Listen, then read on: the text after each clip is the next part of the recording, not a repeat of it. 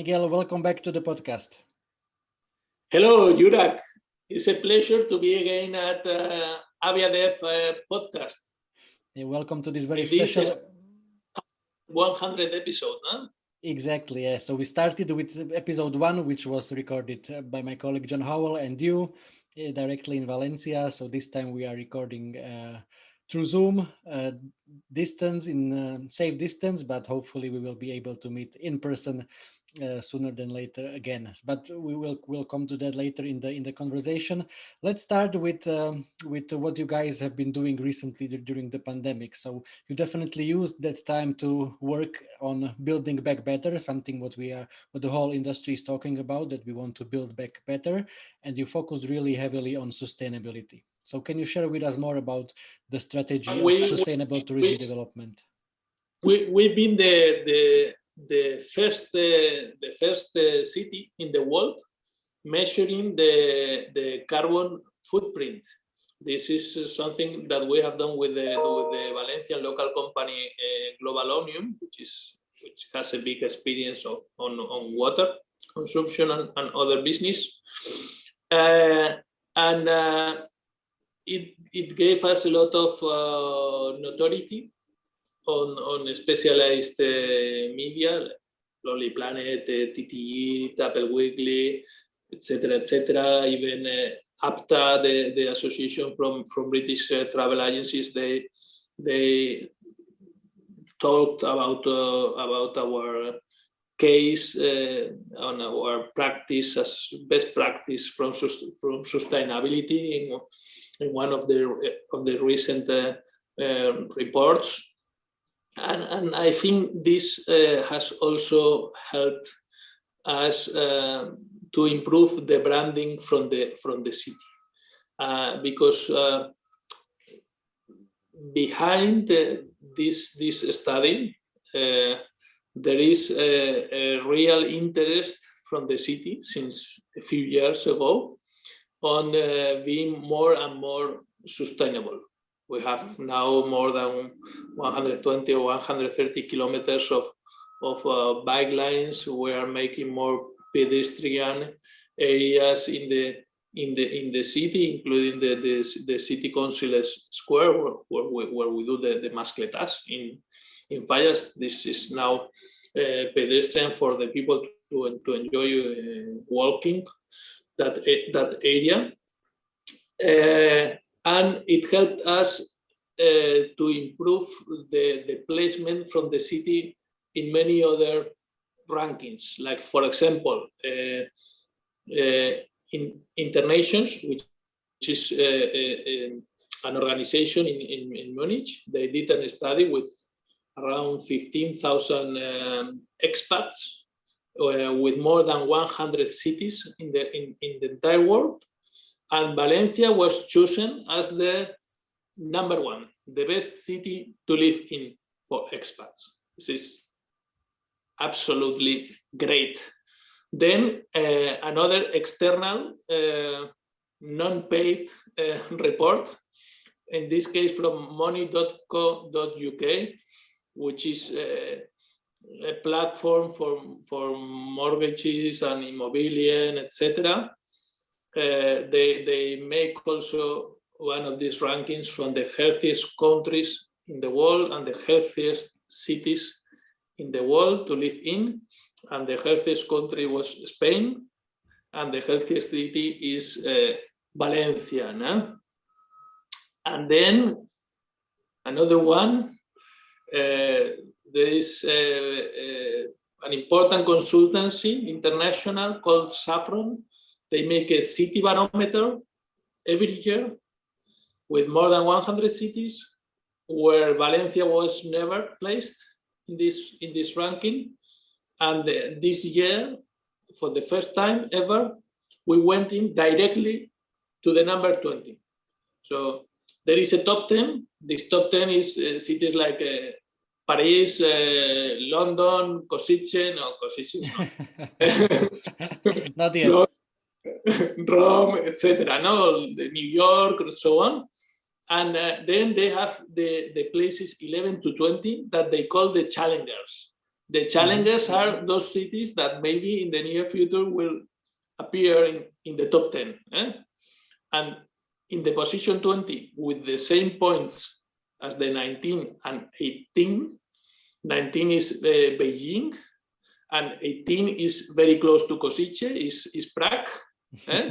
So it's two capitals from important countries, and Prague, very touristic city, and so on.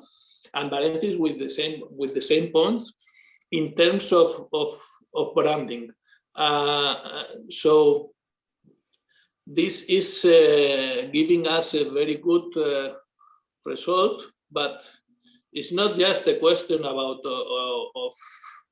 of branding. It's also a question of the citizens, the local people in Valencia, and the expats. That every year we have more expats and more companies investing in Valencia.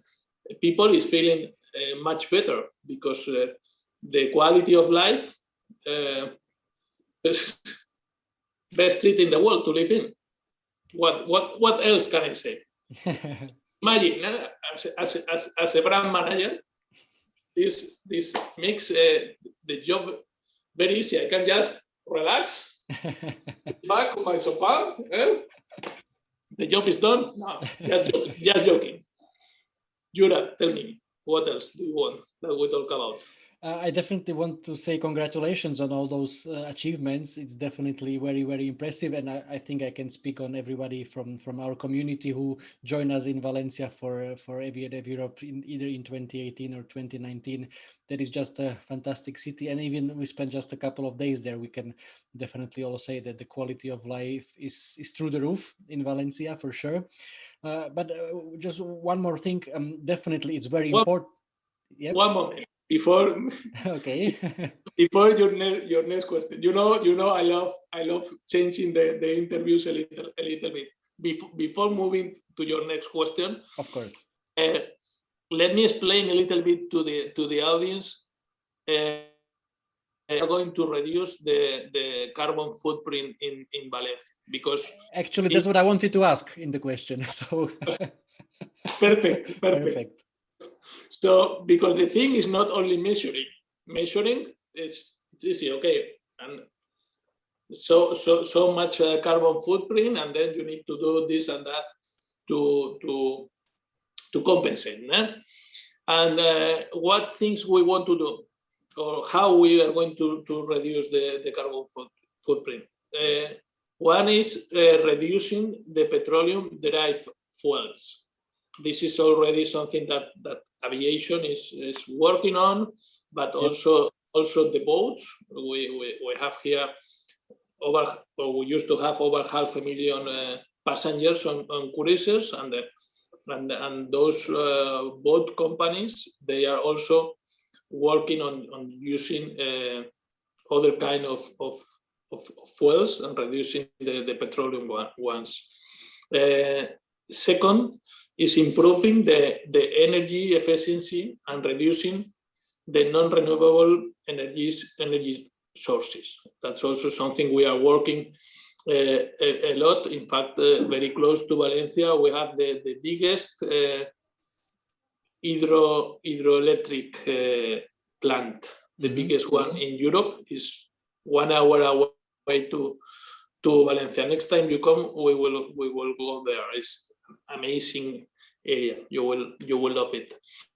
Third thing, very important, is promoting local products, goods, and services. For example, we have Queen Oberta. This is our restaurant week, which is already 12 years old, that we are doing this twice a year.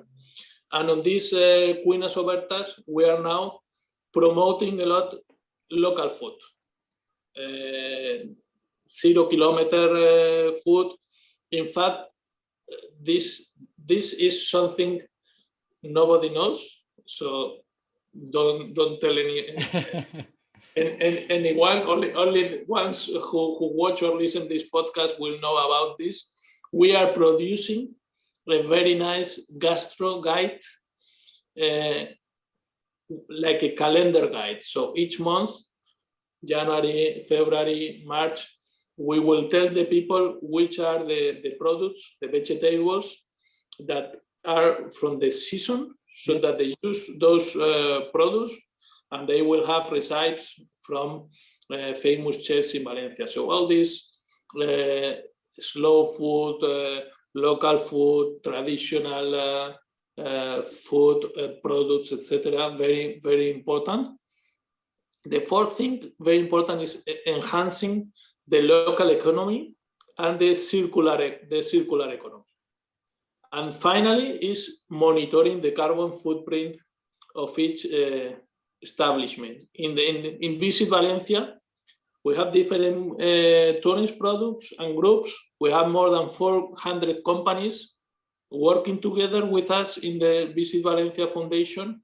And it's not only that the city has to make a lot of bike lanes and try to reduce the amount of cars on the streets, etc., etc. Is that every single company needs to have sustainability in their mind, and needs to priority. Needs to have that as a priority. And during this year of the pandemic that you were asking me, we have been making a lot of meetings with the local industry, so that they understand that this is a priority. Digitalization and sustainability are two from the priorities at this moment, and they understand. And despite this is probably the toughest year for the tourism industry, definitely people like you and me have lived and have experienced. They all understand, and this is good. I mean, and this will help us to be neutral in carbon for the year 2025. That's the goal. 25. Wow, that's very ambitious goal. I mean, it's written 25 to 30 on the plan. 25 to 30, but you need to have there the goal, and then maybe you will get here. No? But if we say 2030, then it's going to be 2040. So let's say 2025. No, it's unbelievable how the companies are working internally during these difficult months to see what they can do. And we are using these, let's call them green calculators, no? Also for events, for MICE events, and for film shootings, for example. Valencia is growing a lot in the film industry as a city for shooting ads, series, and films, and so on. In fact, we will be the home city for the next Spanish Oscars gala, which are called the Goyas in 2022, and in that we are also working on sustainability a lot. Next question. Again, I just wanted to say how important it is not to do all those things and also to talk to them. So I think it's great that you are using that in your marketing communication, in the promotion of the city, that potentially you can attract not just more tourists, but also more people more companies to invest, more people to move to this beautiful city, and at the same time, of course, doing all those steps necessary. And I mean, I listened to an interview a couple of days ago with the Airbus CEO, and he was talking about hydrogen planes, and that the goal is 2035 to bring hydrogen planes. And he said, that's the goal. But even if we miss it by 1 or 2 years, that's not the point, because it's such a big revolution for the whole industry. And this is the same. So if you even miss the goal by 2 or 3 years, still decarbonizing the whole city or going to net zero, it's just something really great and fascinating. So definitely fingers crossed for all your efforts on that. At the end, this path of sustainability, this must be not. This is a path of no return. Absolutely. And I think this is a world global feeling, no? Mm-hmm. Absolutely, we are on the same page there. Let's talk about events. You mentioned them as well. So recently, you organized your Fly Valencia meeting as an online event or hybrid event, which is very popular these days. Obviously, all of us, our community, we want to go back to live physical events as soon as possible. Of course, once it is safe again. But before we will be able to do that, can you share with us what was your experience? What was your impressions from that event? We have recently done two important events. The other one was not so popular away, and we didn't communicate so much. The first one, it was called Valencia 3S. In Spanish, seguro, saludable, sostenible. In English, it's not 3S because in English it's healthy, safe, and sustainable, no? Which are three of the key points, key assets where we are focusing on this moment. And that was also an hybrid event. We celebrated in the conference center that you know well. That's where we did the first AviaDev in Europe. It's a building which was awarded twice as the best conference center in the world. And we did an event with 150 people, physical. It was a very nice feeling to see the people again, despite, of course, we needed to keep the distance, etc. But after already 1 year, seeing us with the screens and so on, it was nice seeing us again. And the second one was this, and that event was also in stream, no? So it was hybrid as well. And the second one, the Fly Valencia meeting, this is an event that we started 5 or 6 years ago. This was the 6th edition, and it was mainly to promote the outbound or to incentivize the outbound market from Valencia. Up to now, I always say this, and I don't know any other tourist board which promotes outbound. Exactly, yep. And still nobody has told me, Miguel, I know one. Because Europe, we try to help airlines 360 degrees. And we help them to bring tourists to Valencia, and we help them to take tourists from Valencia. Yeah? And this is a model that we call the diamond model that has which is famous now already, thanks to you. That has worked very well to us. And this year it was difficult because we couldn't do the event in the normal way. So what we have done is reusing in this as part of this circular economy. We have reused the platform from the Valencia boat show that we did last year in November, and we have adapted this platform so that the people was doing this virtual fair, but they were like at the marina from Valencia, no? And it was very nice.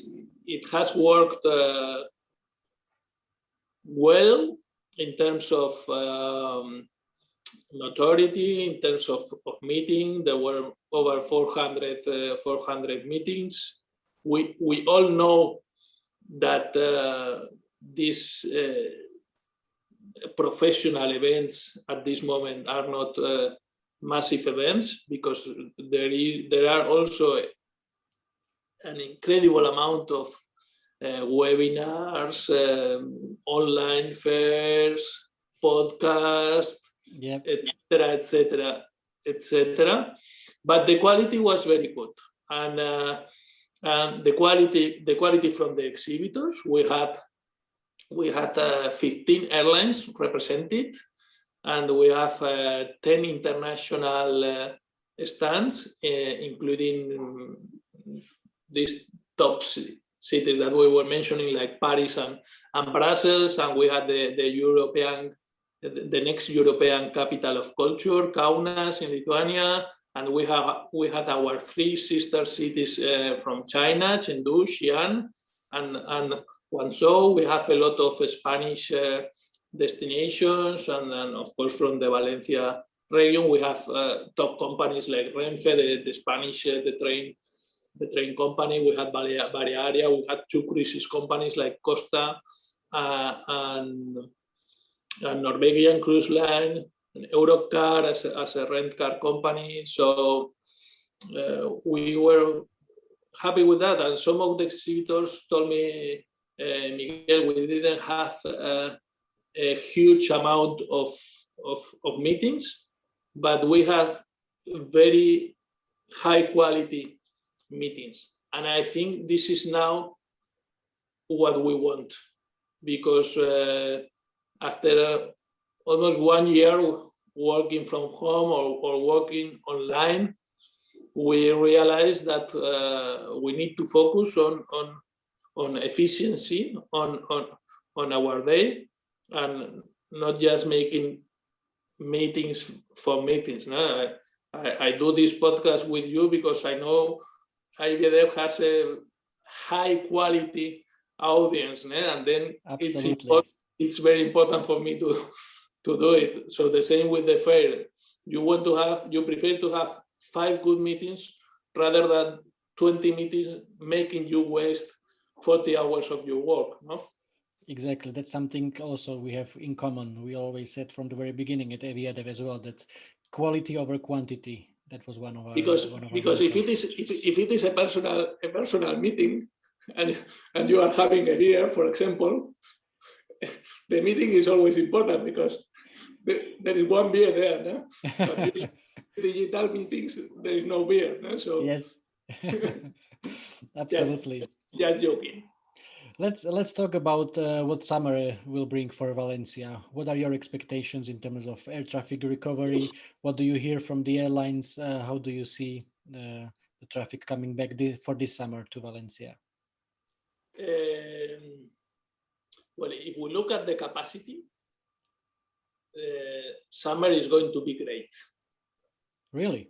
If we look at the capacity, in terms of capacity. But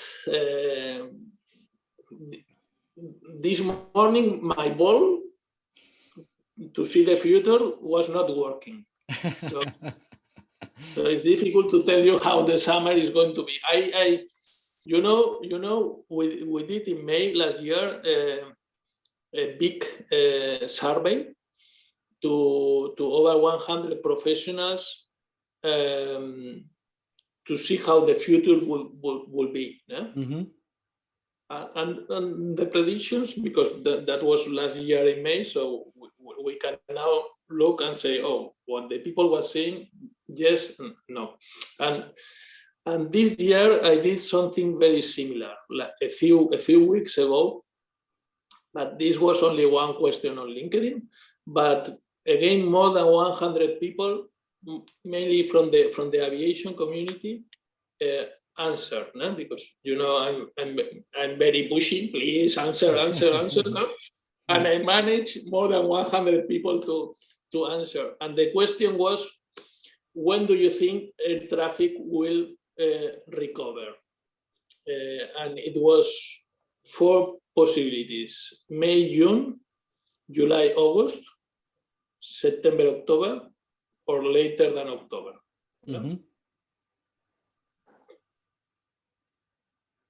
More or less like 25% for each answer. So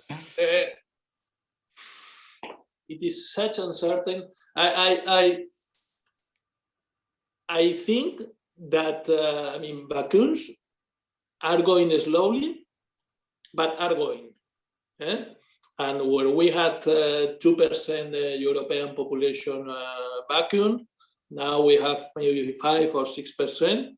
So we know that by the end next month it will be 10%. And if we consider, for example, Valencia, which is the case I know, is where I live, already the people from the residences have been vacuumed. The older people from over 90 as well. Now they are with the people over 80, but also already policemen, doctors. During this week, the teachers are also getting the vacuum. So this is going a little by little. I know with my age and not being essential, I will be the last one probably. No? Yeah, same for me. But so someone had to be the last ones. Yep. There's always like that. So this is going to improve for sure. Yeah, exactly. Yeah. I mean, everything is uncertain, but it is very clear that things are going to improve. Maybe slower than we expected. Okay, but I think all the governments and all the citizens, we have all learned some months ago, Valencia was the best region in Spain and one of the best ones in Europe by October or something like that last year. And we were very happy because we had very little COVID and so on. Then don't ask me why, because this happened also almost all around Europe, everywhere. We went over 1,000 cases in Valencia. So from being one of the best ones in Spain, we went very fast to be the worst or one of the worst. And now we have had, for us, several restrictions, because having the bars closed, that's very, very hard. No? Yep. But now we can be happy and proud that Valencia is probably the city in Europe with less COVID. I mean, city with 1 million population. And we are the region in Spain with less COVID, below 50 cases for 100,000 people, which is really very little. But despite that, our government, because we have learned from what happened recently, has said, relax, okay, we open bars again, but we close at 6 o'clock. And of course, many people will say, come on, let's open more time, etc., because for the economy, for the tourists. Yeah.